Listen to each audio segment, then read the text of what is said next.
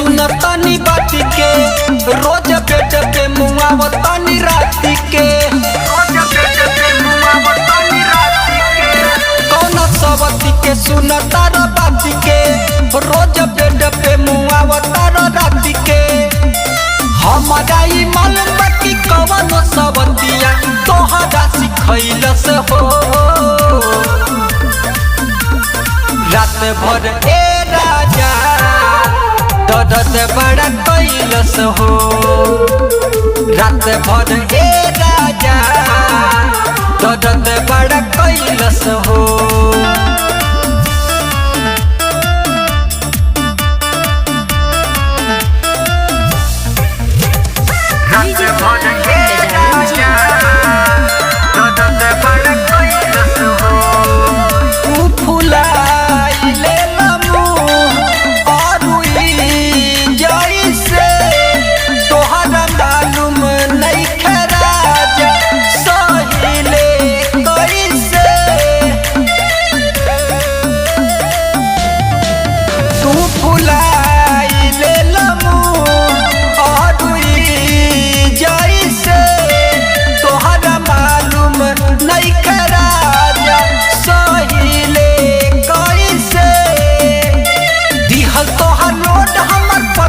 कमरिया सह नहीं पैलस हो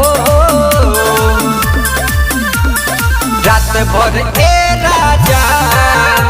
दर्द बड़ा कैलस हो रात भर ए राजा दर्द बड़ा कैलस हो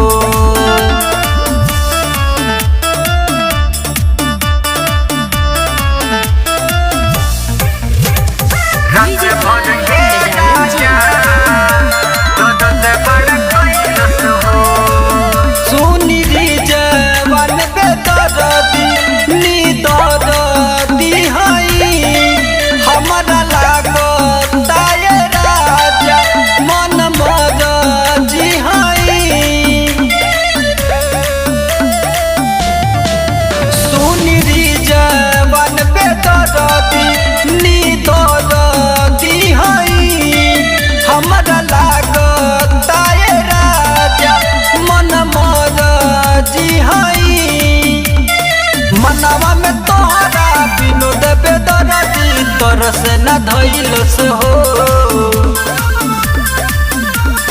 रात भर ए राजा दर्द बड़ा कैलस हो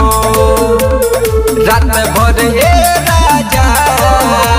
दर्द बड़ा कैलस हो mix by Raj recording studio Gadora बाजार।